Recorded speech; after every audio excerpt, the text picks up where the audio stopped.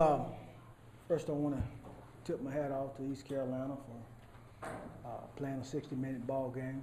Because of that, I thought they came out in the second half and took advantage of us not showing up, and as a result, they pulled away from us. It was obvious to me that we started strong and played certainly a really good first quarter, sustained it in the second quarter. In the second half, we didn't show up, whatever the reason is.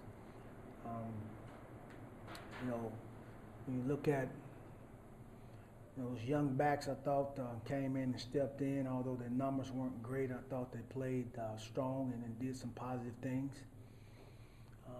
I thought in all phases we did some good things. We just didn't sustain them for 30 minutes. I mean, for 60 minutes, and especially in the second half, I don't think we got much done offensively. Defense gave up a lot, and it got out of hand. Coach, was there anything in particular you noticed that they did different in the second half as opposed to the first half? Well,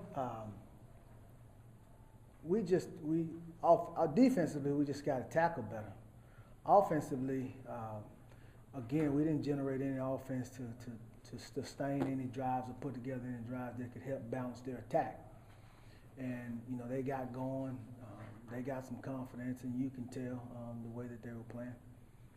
And in the first half, when that touchdown was taken off the board, did that deflate your momentum any? Because it was 7-0, all of a sudden it was just 3-0. Well, it's still the first quarter. It's early in the first quarter, so I mean that didn't.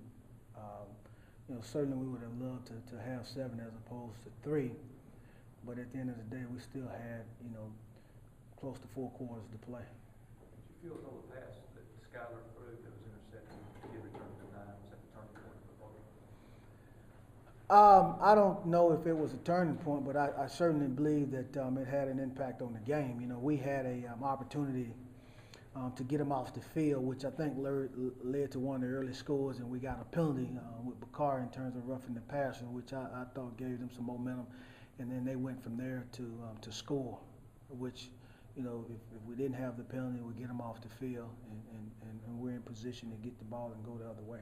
What was the explanation after they took the touchdown off the board? You kicked the extra point already. Seems like They said that they were getting a feed from East Carolina's television station, and they weren't getting anything, and they got something at the very end there, which they got buzzed, and so they wanted to review. But not before they allowed the point after 15. He said that it buzzed as we were kicking, which is disappointing. At some point, I mean, they got to take the blame for.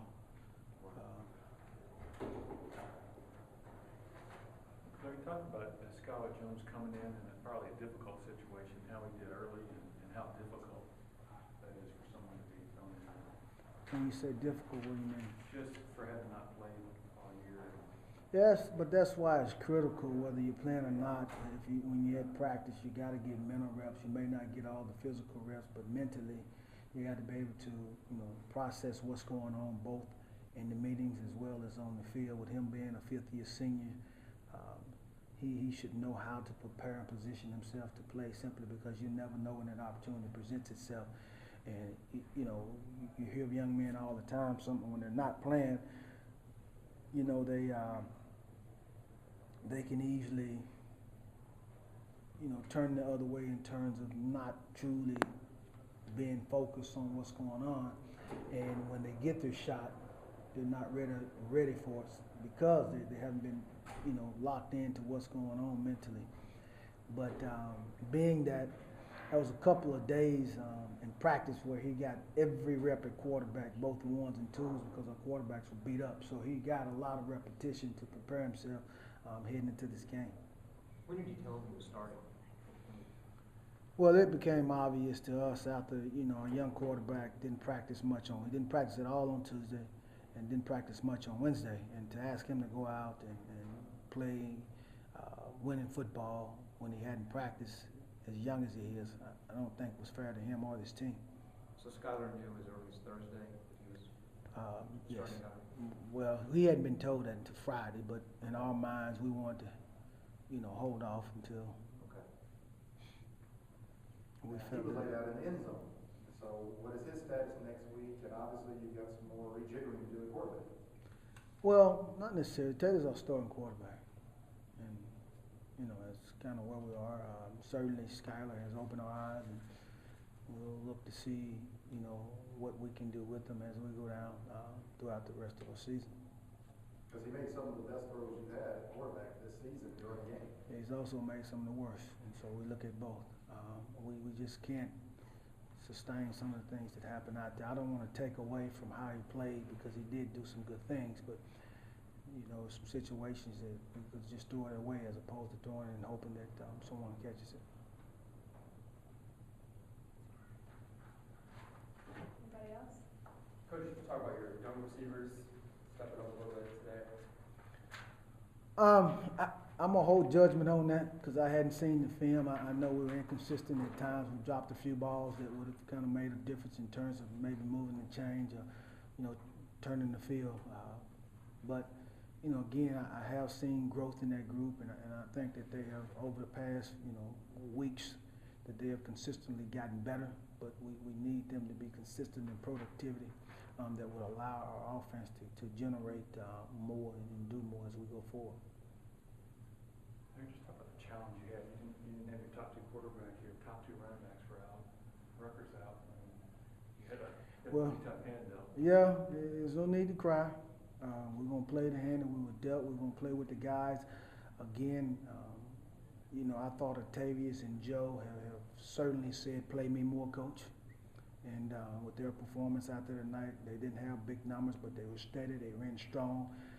They protected fairly well. That's what we got to have. And these young men have withstood the test of time in terms of durability. They rarely miss practice. I think they're eager to learn. They're all in terms of giving us what we ask on a daily basis. How do you stay positive, man? The last 2 weeks, two teams that you may have beaten that didn't turn out right. How do you stay positive? So much season left. I mean, we got 5 games left. Right. Why shouldn't we? We can't succumb to the negativity that's around us. There's enough negative around us. So we have to stay together as a You see team. that in the locker room? You see the negative? No. I said around us. Around us.